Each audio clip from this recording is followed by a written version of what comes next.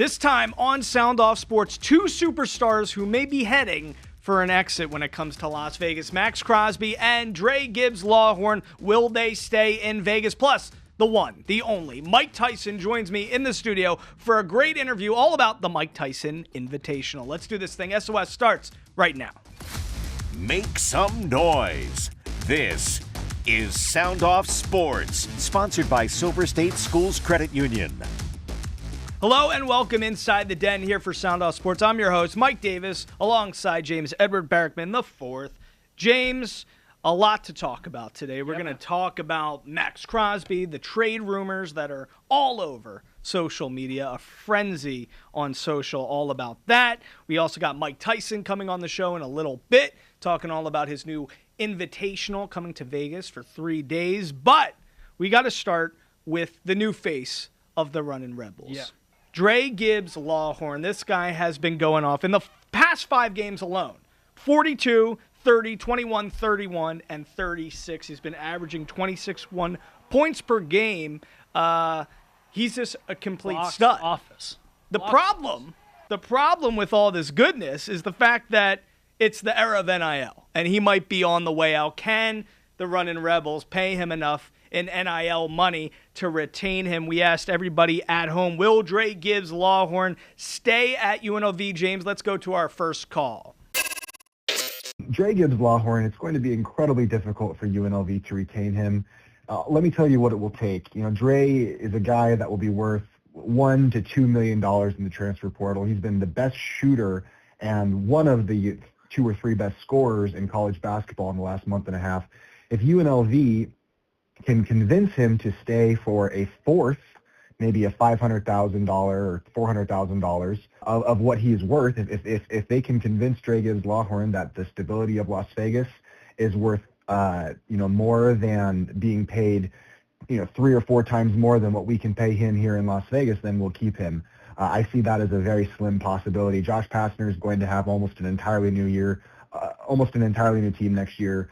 I would say that we have a chance of keeping Tyron Jones, who's only a freshman, but Dra Gibbs-Lawhorn as a junior only has 1 remaining year of eligibility, and 1 year, I don't think he's a pro, at least not at the NBA level, 1 year to make his money. And so if UNLV can force him to be paid 25% of what he's worth, then sure, yeah, they can keep him. Tyron Jones, the Rebels do have a chance to keep him, but I would say for Dra Gibbs-Lawhorn, it's going to be incredibly difficult to retain him, and I can't blame him at all. As long as he isn't coming out saying, like Anthony Calandria did, I'm going to stay at UNLV no matter what. Money's not I'm not a money guy. I want to be here. I'm going to be here next year. That's what Anthony Calandria did, and that's why he was subject to criticism. Not because he left, but because of what he said. As long as Dre doesn't do that, I don't think any Rebel fans are going to be too upset with him leaving. All right, thanks so much to Jason for calling in with all that great insight. Yeah, I mean, here's the thing. He obviously just came off a career night. It's been insane. It's not just that Nevada game. It's been since, like Jason mentioned, the last month and a half, when it's rare that he scores under 25. Right. Which in college basketball is kind of unheard of. Not unheard of, but those are elite scoring numbers. Yeah. And for a Runnin' Rebels program that's been down for a long time, this is a guy that you're going to want around. It's rare that has come around. But sometimes you need that break, like that just explosion game, especially in a rivalry situation with UNR. Sometimes you need that one moment to then eclipse, just the faithful Runnin' Rebels fans, but then to get into the culture where you actually become maybe the face of a program where casual fans start to know you. Dropping 42 points was the 9th most ever points in a UNLV game for a player ever. So that's pretty remarkable. 4-star recruit out of high school. Here's what I think is fascinating. Top tier NIL guys, like the dude from BYU, who's a freshman, AJ Dabansa. He's making $7 million. Cameron Boozer's making $4 million at Duke. So I don't think Dra Gibbs-Lawhorn is maybe $1 million. Kind of I don't think he's going to get anywhere near that. The thing is, though, he really is on the precipice of potentially showcasing to scouts in the NBA if he can shoot like this. Yeah. and he's a 3-level scorer. I mean, he's 8 for 14 from 3. Is he a pro guy? I think his size is the issue. Because you know this better than me. I think his size is the issue. Listen, he came as a transfer from Illinois, right, which has a backcourt that they're developing. A lot of those guys make it to the NBA. Program. You know, they had a freshman come in, this Keaton Wagler guy, who's a stud. So he's going to be like a lottery pick. So I think Gibbs-Lawhorn had to leave to get more playing time. I think the whole sales pitch here is, listen, you go to another school and you command more NIL money. I don't think the ball's in your hands 24/7. He could have whatever he wants at UNLV. Like, he is UNLV. The offense is running through him. 100%. That's why he left Illinois, apparently. Right. Because he wasn't getting those kind of... So I think maybe you're actually showcasing more draft stock and status, maybe as a late first, second-round pick, by conducting the whole offense, getting all your shots. I mean, he was 14 for... That's what's crazy. He was 14 for 22, making 42 points. So, I mean, he's an efficient scorer. So, at the next level, if you can shoot the 3, he gets in the paint, roughs around with some of the bigger guys. For a 6'1" dude, I think he plays bigger than his size. I just think he wants to... The sales pitch here is, you are the dude here. You can lead us to the promised land. See what you can do. Maybe you got to leave $500K on the table. It's a short-term versus long-term outlook. In the short term, yeah. Could you go get $1 million from a Power 4 program next season? Absolutely, you could. But at that Power 4 program that you choose, you may not be the star of the show. You might not be able to put up the numbers like you are in what is a down Mountain West this year. Right. With lesser talent than usual, where you can be the star of the show, not just at UNLV, but in the entire conference. And you can have talking. He just got Player of the Week for Mountain West. Yeah, Mountain West Player of the Year. So, are you going to risk what maybe could be a pro career, whether that's in the NBA or not? We don't know. Are you going to risk that entry into the pros for 1 year for an extra $500K?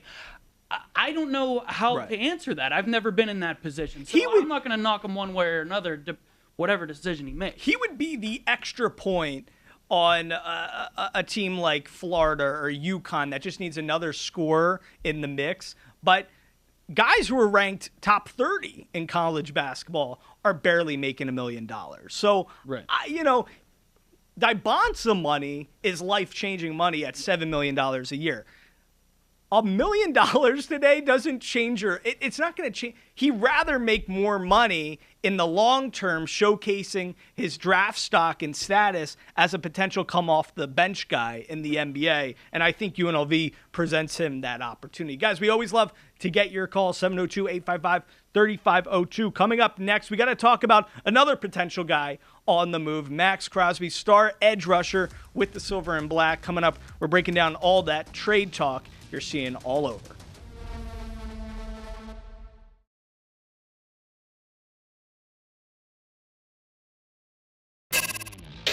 All right, everybody, welcome back to Sound Off Sports. Mike Davis with you, James Edward Berriman the fourth. James, Maxx Crosby. We already talked about one guy who might be on the move, who is a burgeoning superstar in this city. That's Dra Gibbs-Lawhorn, changing the face of Runnin' Rebels basketball, hoping he can stay here in our city. Another guy who's unequivocally the face of Vegas sports, I would say. It's either Asia Wilson or it's Maxx Crosby. Kids love him, James. Kids are wearing his jersey in the stands. He's a great guy, not only on the field, but in the community. So we love Maxx Crosby.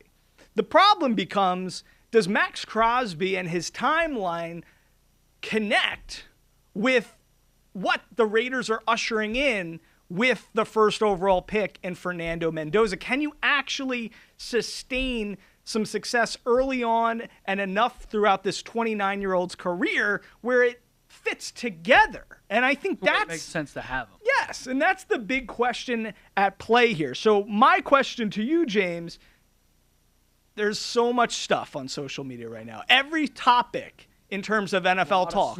Lot of smoke. It's all about Maxx Crosby. Right. Every team wants him. Bears, Cowboys, Eagles, Pats, everybody's interested. Lions. At the end of the day, is he going to be a Raider next season? It's so tough. Because we are in the business of takes here, I'm going to say no. Okay. He will not be a Raider next season. And it's not because it's not that the Raiders don't want to keep him around, and it's not that Maxx Crosby doesn't want to be here. Everybody wants Maxx Crosby to be in Vegas. But at the end of the day, the NFL is a business. And what is best for business right now for the Raiders is to trade Maxx Crosby, do right by him, send him to hopefully a contender or a team that is in a better position to win now than the Raiders are. And you get a nice haul of picks. You get younger, and you set yourself up for a brighter future than they already have, which is pretty darn bright right now. So I'm going to go ahead and say no. Maxx Crosby's not a Raider in 2020. I just think it doesn't make sense. I don't know. You're not trading him for nothing. You know, no, you got to get something for him. Yeah. You know, you're not going to just get rid of him to get rid of him. To me, it's kind of like the analogy of, let's just say you're living in the greatest house that has done so much for you and your family, right? It fits your lifestyle. Everything is perfect. The only problem is, in 2 or 3 years, the house is not going to fit your family situation because you got more kids on the way, you got a growing family. So the house is great right now, but it's not going to serve you in 2 or 3 years. So the question becomes, if you get a tremendous offer for that house, why wouldn't you take the offer right now? Because 2 or 3 years down the road, the house isn't going to work for you and your growing family. You need a backyard. You need a front yard. You need more bedrooms for your kids. You might not have the kids today, but it's on the horizon. So to me, that's the Maxx Crosby thing in a nutshell. It's basically like, why not get a first-round pick today and start building for the future? If you know that house isn't your house in 2 or 3 years, then make a move today to start the process so you can have the best setup in the next 2 or 3 years down the road. So it would be very short-sighted to just try to make this work right now when long-term he's not going to be on the team when they're competing for Super Bowls. Unless, and this is where it gets interesting, and this was my original thought on this. I don't know how to tie it to your house analogy. I'm an analogy guy. I know, you love analogies. We know that. What if the Raiders go worst to first next year? You're not going to go worst to first. Even like the Jags, if they become like the Jags or the Colts or... What if they go worst to playoff team next year? What if they're good? What if this whole thing comes together? What if Fernando Mendoza is an absolute stud top quarterback and Clint Kubiak is the head coach that Raider Nation is begging him to be? They could make this thing work in one offseason, because the most important thing is quarterback, head coach. If you nail both, you sign Tyler Linderbaum in free agency. What if you're good? What then? And you have Maxx Crosby on your roster. I just don't. I understand the argument. Now, I'm just saying, if you're a playoff team, you're going to want Maxx Crosby here. And no coach or organization goes into the season thinking, hey, we're not a playoff team. Everybody wants to be on the best of, But John Spytek's not thinking that. But I just think, look at the AFC West. I mean, just look at it. You got the Broncos. The Chiefs were in third place last year. It's tough. On an off year. So, I mean, you got the Broncos, you got the Chargers, and then you got the Chiefs. It's not going to happen. It's just not. So, to me, you can save yourself in the long run by being realistic and and understanding these things. I think they should go out and spend like they're competing for the playoffs. You got the second most cap space in the NFL. It's free agency. Go get Tyler Linderbaum. Get the center from the Ravens. He's 25 years old. Set him up for success. Get that foundational piece for your O-line with your new hotshot quarterback. But look what happens even with the Texans. After that rookie year with C.J. Stroud, they regress. Jaden Daniels, they regress. So they were. It's just how. But the thing is, it might be they're trying too quickly to sustain success. For one season, people that they have no tape on the guy, sophomore slump. So the thing is, there is no magic potion to be competing for Super Bowls every year in one season with free agency. It's just not. So that's why sustained success, that's what we got to do. We got to model ourselves after that. I agree with you. Instead of being Benjamin Franklin trying to capture lightning in a bottle with a kite and whatever he was doing out there trying to get himself killed, be more methodical so we can actually be good long term. I agree with you. I think the responsible thing here is trade Maxx Crosby. If you can get a first-round pick for him, you have to at least get a first-round pick. Yeah, I think that's the bottom line. You need to get picks on top of that as well. I think the responsible thing is to trade him, but I'm just saying, you're going to be missing Maxx Crosby pretty hard. You will. If you somehow make the playoffs next year, and I think that's something that John Spytek has to wrestle. 100%. All right, guys, coming up after a short break, we got a legendary figure joining us here in the studio. He's promoting a new 3-day amateur boxing showcase. The one, the only Mike Tyson joins me in the studio next.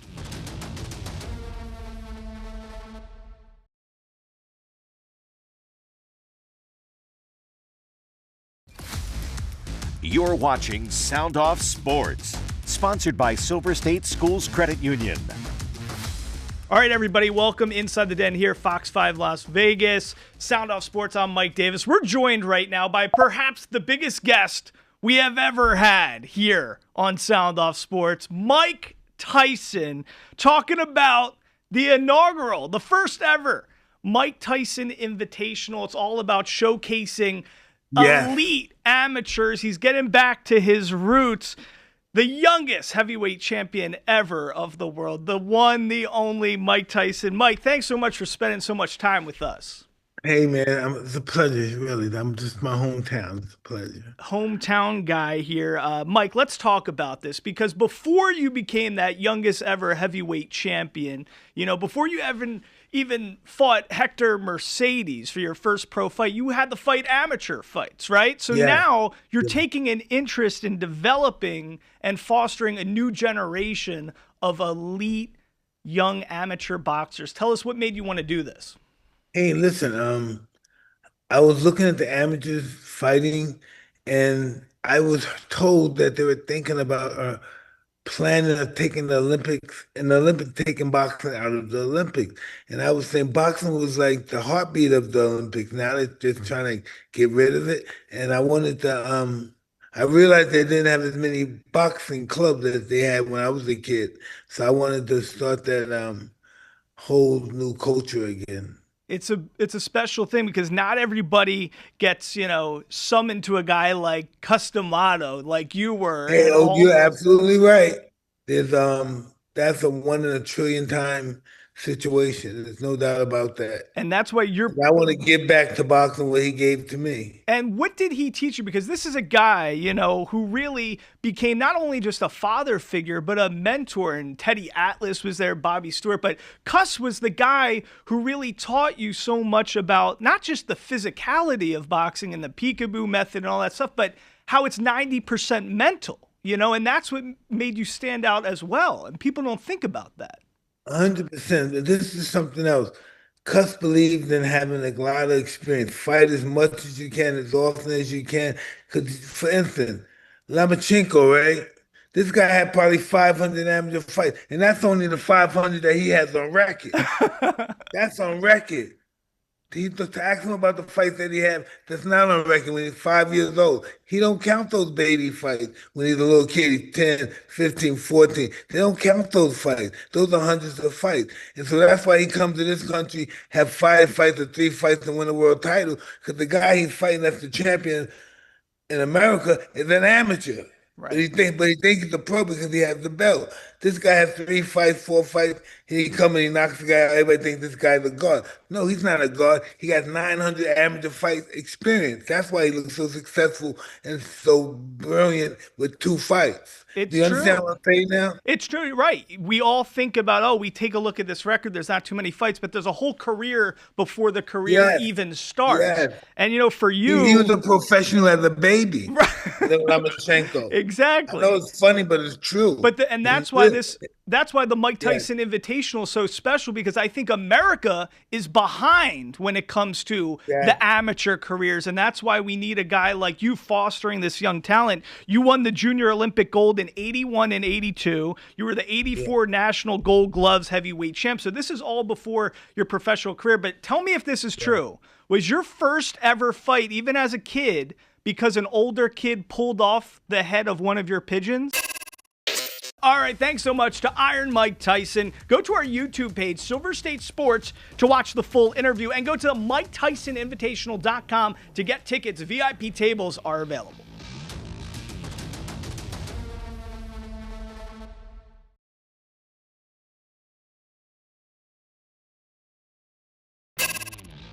All right, welcome back, everybody. Sound Off Sports, sink or swim time here. James, what are we talking about right now? So, it's been a big topic of discussion for us here in the office. Is there anything in the world that could get the Raiders to trade? I already know what you're going to ask. No.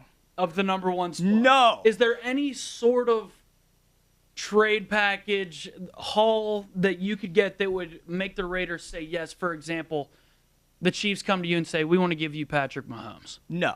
And I know people at home might think I'm crazy, but no, because the thing is, it's the same. It all ties back to the Maxx Crosby concept here.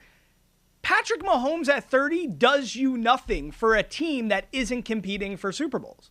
He comes on the Raiders. Yeah, they're better, but they're not competing for a Super Bowl, even with him. So it's all about having a young quarterback on a rookie deal that you can build around on the same time, so you can grow the timeline. Correct? Are you with me on this? I'm with you. Okay. We might sound crazy, but I assure you, we're not. Like, if the Bills were like Josh Allen, the Bills would never. Maybe. But it's I still... think Josh Allen could turn the Raiders. He's the only player that could go. He might be the one person I'd pause and think. But still... it's a conversation. Guys, we always love you joining the conversation. 702-855-3502. Give us a buzz. For James, for Jess, I'm Mike Davis. We'll see you next time here on Sound Off Sports.